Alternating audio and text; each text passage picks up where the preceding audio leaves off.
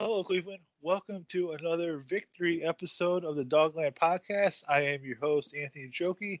As always, I got Jack McCurry rolling around with me today, and boy, what a game that was! The Browns beat the Bengals 37-34 on a last-second touchdown pass from Baker Mayfield to Donovan Peoples-Jones. And Jack, the Cleveland Browns are 5-2.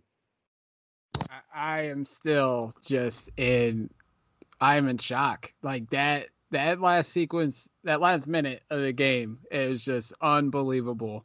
And of course, the old Cleveland negativity just kind of creeped in when Cincinnati took the lead. But man, Baker Mayfield and that Browns offense stepped up, and I'm at a loss of words, Anthony. Like that was one of the wildest finishes ever. And usually we're on the wrong side of it, but today we were on the right side of it. They got the ball back with 66 seconds left, no timeouts, and they went down the field 75 yards. And the pass from Baker Mayfield to Peoples Jones is one of the most prettiest passes I've ever seen a Browns quarterback make. The back shoulder throw. And look, Baker put this team on his back today for probably the first time in his career and carry them to victory. Like we've all been waiting to see Baker do this, and today he finally did that. He really did. I mean, the beginning of the game obviously was ugly, and I wasn't on social media, but I could probably tell you how it went. I'm sure it went to the effect of get rid of Baker. He's not the guy. Blah blah blah. But and Stefanski says he even said it in his post game. He doesn't know where it came from, but he said Baker isn't afraid. He steps up and tries to be the best leader he can be, and he definitely rallied the troops and willed this team back to victory. And I mean, he was darn near perfect. I mean, you want to count the spike or don't count the spike. Baker was perfect in the second half or after the first quarter. I mean, he stepped up, made some great throws, rallied the troops, and willed this team to victory. And I would agree, this is probably the first time in the 3 years he's been the starting quarterback of the Browns where he put the team on his back and led them to a victory. And I mean, I'm thoroughly impressed. I mean, the all the crap that he took last week after a bad performance, and granted, he deserved some of it, the way he played against Pittsburgh, but I mean, he stepped up, despite having a cracked rib, threw 5 touchdown passes and nearly 300 yards. I mean, just a great performance by Baker, and he definitely needed it. The team needed it, and now he's got the pep in his step. If anybody hasn't seen it, the video is already circulating on social media. Ronnie Harrison was doing an Instagram live. Baker's dancing in the locker room. It looks like he's got his swagger back. I mean, granted, it was against Cincinnati, but hey, whatever it takes. Whatever it takes is right. And when you're trying to evaluate your quarterback, especially a young quarterback, and trying to determine whether you're going to pick up that fifth year option, whether or not he's a guy for the franchise who has really struggled at points this year, and especially after last week against Pittsburgh, it's not surprising to talk went the way it did. Like you mentioned, he deserved quite a bit of the blame for what happened last Sunday, but to bounce back like he did today and um, put on a performance after going 0 for 5 with an interception to start the game, then completing 21 and 22 passes. Um, or 22 and 23 passes after that, including a spike for 5 touchdowns, 300 yards. Like that's the performance. You're like, okay, now let's build some consistency. Let's see if he could do that over the next couple of weeks. And you got the Raiders next week, then you got the bye, you got Houston. Let's see if this is something that he can really build upon. Um, and you should be getting some weapons back. Like he did all this today without Austin Hooper, without Nick Chubb. Odell Beckham left after his first pass. He was injured, and he'll have an MRI tomorrow on his knee. But he did all this without weapons, and it was Rashard Higgins, it was Diamond People Jones, and Jarvis Landry today.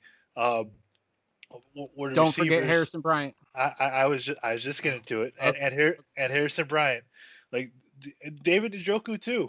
I mean, all these guys on offense really stepped up with all these guys out, and you had wrote something a few weeks ago about the next man up mentality for the Browns, and today that really rang true with all those players out and all those guys stepped up and really helped Baker Mayfield out, making incredible plays. And Baker's incredible play plus those guys stepping out is why the Browns are 5-2 today. Yeah, I mean, and you can't even forget Kareem Hunt. I mean, he had what 21 touches for 102 yards and a touchdown. I mean, yeah, we talked about the next man up approach a couple weeks ago after the Colts victory. Well, it came back this week. Like you said, Hooper went down. Obviously, Chubb's still out. Beckham gets hurt. I mean, like you said, everybody stepped up. Higgins got more involved in the offense. He went 6 for 6 on targets for 110 yards. Harrison Bryant, everybody talked about this great athletic tight end in the fourth round. Well, there's drafts between Jedrick Wills and Harrison Bryant. The 2020 Browns draft class is looking solid. And, I mean, he made plays. Donovan Peoples-Jones, another draft pick. Great clutch catch. I mean, everybody stepped up. And, Anthony, we can all talk about it. Well, he played good without Odell Beckham, and that's true. But we all know Beckham is a mega talent, and they were having some good chemistry up until today before the injury happened. And but this was like the first time since rookie Baker where you seen Baker he didn't need all the flashy players, and everybody was kind of worried how would the Browns play without Beckham, without Chubb, without Hooper, all the marquee offensive guys on this team. Well, look, lo and behold, everybody stepped up. Baker trusts everybody on that offense, and he had a great game. So, and this is the first time he's had a really great performance in nearly 2 seasons. So, I mean, yeah, it was a next man up approach. Baker was confident. He trusted everybody around him, and he executed. And I think that's all we want to see. And I know people will slam him and say, yeah, it was against the Bengals, and he does this against the bad teams. Well, regardless of who's on the schedule, we want Baker Mayfield to play well. I mean, it's not the Browns' fault that they were scheduled these teams. You play what the schedule gives you, and all we can ask for is Baker goes out and plays his best game. Obviously, he hasn't played well against Baltimore and Pittsburgh this year, but I mean, he's been solid pretty much throughout the rest of the season so far. Yeah, yeah, those teams are obviously the measuring stick, right? And there's a few more games this season where he'll definitely have his chance to prove himself. You still have the Raiders next week, who are no slouches. You have the Tennessee Titans. You have Baltimore, Pittsburgh coming up again. So there's certainly opportunities for him to prove himself, and those are going to be some really interesting games because you look at. I can't believe I'm saying this. You look at the playoff picture right now. The Browns are sitting in that 6th seed. They have a 2-game lead over the 8th seed. 7 teams getting into the playoffs. So the way that they're sitting right now, there's certainly opportunities. And when me and Jeff kind of talked about the schedule last week, there's 6 or 7 wins on the schedule. From starting with the Bengals today and throughout the rest of the season. And look, there's certainly opportunities for this team to win, for this team to prove itself. You win one of those games against Baltimore or Pittsburgh. The entire momentum changes, the talk changes. Well, maybe this team could do something down the road in the postseason, as long as they get there. The schedule's kind of still favorable for them. Especially those last 2 weeks of the season. You had the Jets and the Giants back to back in New York. Both teams who are battling each other for the number 1 overall pick. So there's certainly opportunities for this team to really for the Browns to really make some noise heading into the postseason, which, like I said, is weird as hell to talk about. But the thing with the Browns and this game specifically, can the defense, we talked about Baker, can this defense play well enough for the Browns to continue to win? Because today they gave up another 400 yards passing to Joe Burrow, 3 touchdowns. They held Cincinnati to 81 rushing yards today. Giovanni Bernard only had 37. Joe Burrow had 34. But the defense today really struggled, and uh, I think it was Jake Trotter tweet that today was the only game in NFL history to have 5 passing touchdowns for lead changes in the fourth quarter. So this Browns defense really struggled, especially in that fourth quarter. But thankfully, the team that had the ball last won the game, and that was the Browns. But this defense going forward, Jack, I know they're banged up, but uh, they definitely have a lot more that they need to do if they're going to make some noise throughout the rest of the season. Yeah, and it makes you wonder if, Andrew Berry's having trade discussions, trying to get help at linebacker, trying to get help in the secondary. I mean, yeah, I mean, you don't want to hamper too much because a win's a win, but yeah, the defense is definitely a concern, especially with the fact that, Cincinnati's offensive line got even more banged up today, as bad as they are.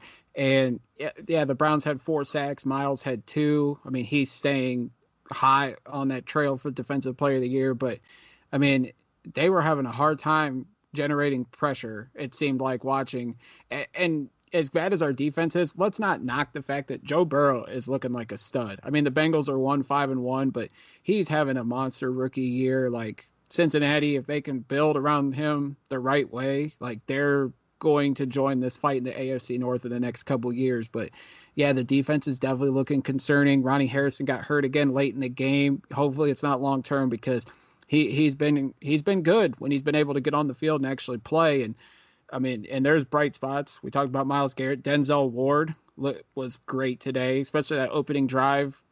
3 pass breakups, including one that allowed Goodson to intercept the ball. But I mean, the linebackers looking. I mean, as good as Goodson has looked and Malcolm Smith's looked at times. Taki struggling. Mac Wilson, I think, probably still isn't 100%, but is gutting it out. And then, Andrew Sendejo, I mean, we can beat that horse to death. He's not a good football player. And then there's questions on at the cornerback position outside of Denzel Ward. I mean, Terrence Mitchell had an interception today, did not secure the catch, even though there was no one around him. Kevin Johnson struggled at times. I mean, you hope Greedy will be back soon, but I mean, that's still up in the air. So many questions on the defense. Hopefully they can figure it out. I would tend to think that they're probably going to go with what they got throughout this season. And then when you look towards the future, even though we should still focus on the present because this is still a good football team, I would think this offseason, Andrew Berry's going to focus heavily on upgrading the defense. So, what does this? I'm sorry about that. What does this defense need to do throughout the rest of the season to be able to do enough for the Browns to continue to win games? I know, they've made stops at key points today. They didn't really make stops. It was the offense that bailed them out. But what does this defense have to do if the Browns are going to make some noise for the rest of the season? It seems like watching like the middle of the field is obviously the biggest concern. So I don't know if like I honestly at this point I would rather see Sheldrick Redwine out there than Andrew Sendejo. I think everybody would. So I would first start with that, and then whoever the liability is at linebacker. And I mean, it was. I mean, you could say Taki because he gave up that touchdown to Bernard. Because I don't know if there was a miscommunication on who was supposed to motion out. If someone was going to motion out, which Bernard did. I would it's like the middle of the field is like I think the biggest concern. And you have veterans like Goodson and Malcolm Smith out there. I don't know if they should be getting the majority of the snaps. I know they need to see what they got in Taki and Mac Wilson. And it's clear that Mac Wilson's not 100%, I don't think, or else I feel like he'd be out there more. Did have 4 tackles today, and he had a solid pass breakup. Um, but that linebacker position obviously something they need to address. I know everybody will say, well, they didn't pay Schobert, they let Kirksey walk. I mean, they're not going to spend money there, but maybe you try to get another veteran in there or something, or focus on giving Goodson and Malcolm Smith more playing time. Just something needs to be done because the Browns could, I mean, theoretically right now they are a playoff team, but if they're giving up 30 points a game, I mean, is it going to bite them down the stretch to where when they play Tennessee, Baltimore, and Pittsburgh within that last month, is it going to ultimately cost us a playoff spot? I don't think it will, just because as soft as our schedule is, I think we'll get in there as the 6th or 7th seed in the AFC, and it'll be a quick exit, and that'll suck, obviously. But I mean, there's just something that needs to be done with this defense because if you're putting up 30 to 35 points a game offensively and it's not enough to win, I mean, that's obviously a major question mark on the defense. And it's something that I don't know if they can fix it right now during the season, especially with the COVID protocols and restrictions and everything. But I would hope that Andrew Berry, Kevin Stefanski, Joe Woods are coming up with something to try to fix it if this team is serious about contending this year as well as down the road in the future. Well, and you should have, you hope to get Jacob Fields back. I don't know if he'll be ready for Oakland, but you do have that bye week in there. Hopefully you could just continue to get a little bit healthier and have some consistency on the defense, just in terms of personnel, which they haven't had all season.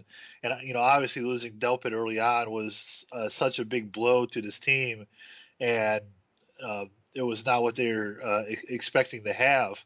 So, they just need to find a way to keep this offense in games because I think they've shown uh, through the first 7 weeks of the season that they can put up points. They have the talent to put up points at will sometimes, like they did today. So they just have to. I hate the term bend but don't break, but that's honestly I think what this defense has to do, especially with what we've seen so far from them. And that's and oh, sorry to cut you off. And that's what they've done so far this season. Obviously, they're leading the NFL in takeaways, and they had another one today with the Goodson interception.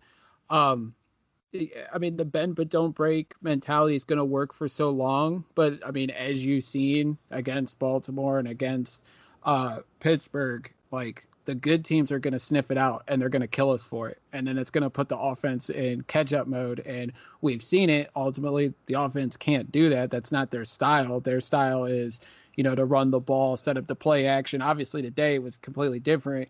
Although they did run and it just set up Baker to attack on the Bengals defense, which is obviously banged up. But yeah, I don't know if the bend but don't break mentality is going to work as we head down the stretch. And of course, guys are going to get fatigued. The injuries are already happening. I mean, hopefully they can get healthy with the bye week, and hopefully we could see Greedy because I feel like he could help the secondary out if he ever gets. I mean, it works now, but as we keep going down the stretch, I mean, it's going to be interesting to see how long it's going to work. As we're talking, Anthony, Ian Rappaport reported that early indications are not good for Odell's knee. They're thinking he suffered a major knee injury, but the MRI will obviously tell the tale tomorrow morning. Yeah, well, let's go there because we kind of mentioned it briefly. So, the first pass of the game for Baker Mayfield, it was intercepted. It was a pass directed at Odell. He didn't get hurt, at least it didn't appear so, that he didn't get hurt trying to make the catch, but rather on making the tackle after the interception. Um, Obviously, you had guys step in today like Rashard Higgins, like Donovan People-Jones. They stepped in today and made some plays in OBJ's absence, but we all know what kind of talent OBJ is and what he brings to this team, um, just from a pure athletic standpoint. Not having OBJ maybe for the rest of the season, how much does that, at least for you, maybe damper what this team can do offensively? I mean, it does hit hard because Odell Beckham is a talent. He's one of the best wide receivers in the game. Him and Baker's chemistry was getting there. It was getting better, obviously. I mean, it was disappointing last year because it didn't seem like they were connected. The first couple weeks, it was a struggle. And, obviously when the Browns lose, Odell Beckham takes a lot of criticism for the way he acts. Last week, taking his shoes off, sitting there on the sidelines, he took a lot of criticism, but Odell said, I hate to lose. Obviously in New York, he went to the playoffs one time in his first few seasons there, and that was it. He came to Cleveland with the expectation of, I'm with my best friend Jarvis Landry. We got all these weapons on offense, like we're gonna go. And then, last year obviously 6-10, it was a struggle. And then this year they're off to a hot start. I mean, if he's not gonna be a part of it, it's going to hurt. But if we seen today is any indication, we have Jarvis Landry, who's obviously one of the surefire targets in the NFL. We have Rashard Higgins, who has a great chemistry with Baker Mayfield, and then it's going to give guys like Donovan Peoples-Jones an opportunity. Not to mention, once we get Austin Hooper back, you have David Njoku, you have Harrison Bryant, who had a great game today, and then of course the running backs Chubb and Hunt. I mean, it's going to hurt because that's a guy that defenses pay attention to big time in Odell Beckham, but we have a lot of weapons on offense. I mean, it'll probably bring the production down just a little bit, but I feel like this offense has enough talent, and if Baker Mayfield is locked in and confident, that the offense can still put up 25 to 30 points per game without question. Yeah, this team can certainly put up points, and I know not having OBJ will be such a tough blow, but getting Nick Chubb back soon, I think we all know is the Browns' identity in terms of running the football, and I know Hunt has done a good job without Chubb in the backfield and active for the Browns, but just having Chubb will be a certainly added boost. Certainly after the bye week is what it's looking like. Um, but not having OBJ, it's a tough loss. And if he's out for the rest of the season, you talked about how he only went to the playoffs once in New York.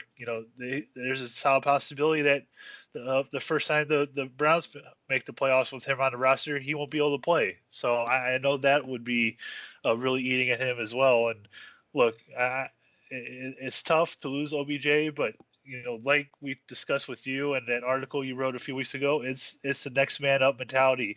And if the Browns are going to continue to play well, they're going to continue to um, push towards the playoffs.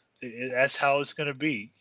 Every week it seems like some team is getting some kind of hit with an injury, and right now it's the Browns' turn. They're probably not going to have OBJ, but look, you gotta. There's 53 players on the roster for a reason, and you have to just have the next guy step up, like Higgins and like Peoples-Jones did today. So it's going to suck, but unfortunately, that's the reality of the NFL. So you just have to make do with what you got, and we'll see what they can do moving forward. Yeah, definitely. I mean, and then you look at the wide receiver depth chart. If Beckham's out long term, do they have Tywan Taylor? Do they make a move at wide receiver? I mean, they have cap space. They have extra draft picks. I doubt they do that. I feel like they might just roll with what they got. But it'll be interesting. I mean, yeah, losing Beckham's gonna hurt. Our wide receivers are talented, but there isn't that guy like an Odell Beckham that can take the top off a defense. Um, but I'm sure Stefanski will and Alex Van Pelt will figure it out. I mean, they have been fantastic. I mean, the Browns are obviously one of the top 10 offenses in the league in terms of scoring, and it's the next man up approach, as we've stated numerous times here the last couple of weeks. I mean, the Browns won't. I mean, they'll miss Odell without question, but they've taken the next man up approach very seriously the last couple of weeks, and I wouldn't expect them to hang their heads just because of a potential major injury. Every week, when the Browns win, we do a Mayor of Dogland, and I know typically we give options out to see who the Mayor of Dogland is. But Jack, do you want to reveal who the Mayor of Dogland is for this week? It is without a doubt the quarterback of the Cleveland Browns, number 6, Baker James Mayfield, without question. He was fantastic, and he deserves to be the mayor of Dogland this week. All right, Jack. I don't think we'll have anything else to talk about right now, but we'll definitely be back this week within the next couple of days because I'm sure we'll talk about the OBJ stuff more as it comes out and becomes official. Um, as always, you guys can follow Jack on Twitter at JackMcCurry08. Sure to give me a follow as well at Anthony Joki, Joki. Follow the podcast and the website on Facebook and on Twitter at the Dogland. With all that, we're going to get on out of here. We're heading into a victory Monday with the Cleveland Browns 5-2. And all I have to say is, go Browns.